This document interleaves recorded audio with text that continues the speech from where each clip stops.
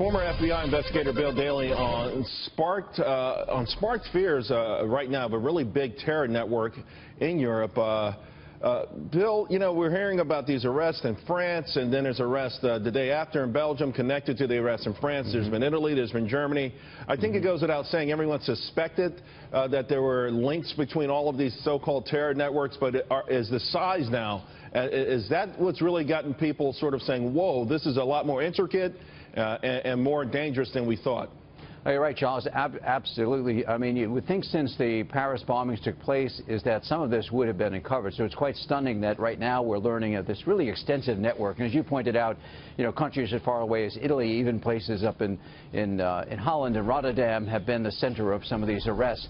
And it's also quite interesting is that also the elaborate support system that's been in place. You've had people who have been just creating false documents. In one of the raids of the apartment, they found literally hundreds and thousands of photos and documents that are being created under false identities. You obviously have other people who provided some financing. How that financing got to them and where it came from is very important. And the other thing is that really within that community over in Brussels is that these people moved around from various safe houses. So there are other people who at least gave some kind of benign, kind of, you know, closed their eyes to what was going on and didn't report it. So it's quite interesting and stunning that it still is evolving at this point. And sad to say, Charles, is that with the thousands of people who've gone to Syria fighting from Europe over the past few years, is that there could be other cells as well.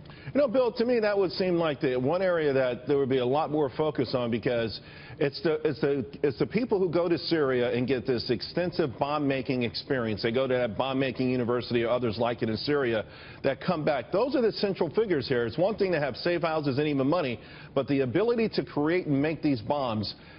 Shouldn't there at least be greater surveillance, even arrest of these people who go to Syria, pledge or show support for ISIS, and then go back to these European countries? Charles, you would hope so. Unfortunately, that's with the porous borders, both in Europe and also as people, you know, transfer themselves through perhaps Turkey into Syria and various points along those borders in that region, is that people are able to kind of come and go without authorities being able to see them. I mean, it's just they don't go through the normal checkpoints. There isn't the check or documentation. They're going overland and then coming back into Europe. So at this point in Europe, you know, there have been estimates of probably maybe 5,000 people altogether. And also, Charles, interesting is that, you know, quite a number of those people are certainly college, university trained. Some people have been, you know, dentists. You've had other people who have been engineers. So we're not talking about a lower sophisticated group here. We're talking about people who have the ability to learn quickly and bring that back with them. And as we've seen here, unfortunately, you know, bring it to people's ultimate demise. Bill, you talk about the support system, supporting and helping to help ISIS and other terror groups grow within Europe.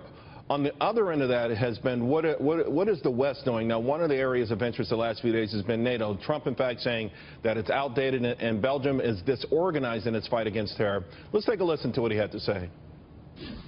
I don't mind NATO per se, but it has to be reconstituted. It has to be modernized. You know, we're dealing with NATO from the days of the Soviet Union, which no longer exists. We need to either transition into terror or we need something else, because we have to get countries together. You see what happened with Brussels, where they had absolutely no intelligence having to do with people living in their own country. They have no coordination with other countries.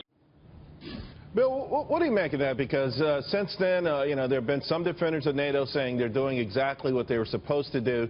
But should it be reconfigured? Is it a relic of the old Cold War?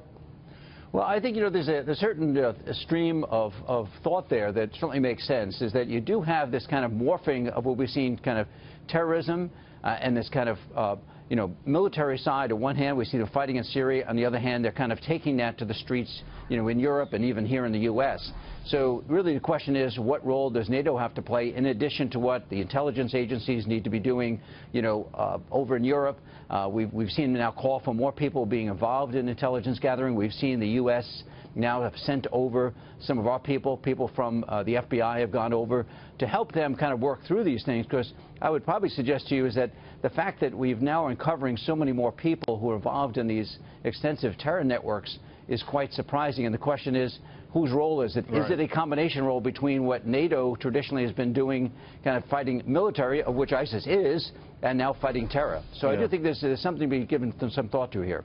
Yeah, I would suspect you need two separate entities, one that fights militarily, one that has a skill set to fight intelligence and local domestic threats. Hey, Bill, thanks a lot. Really appreciate it. Welcome, Charles.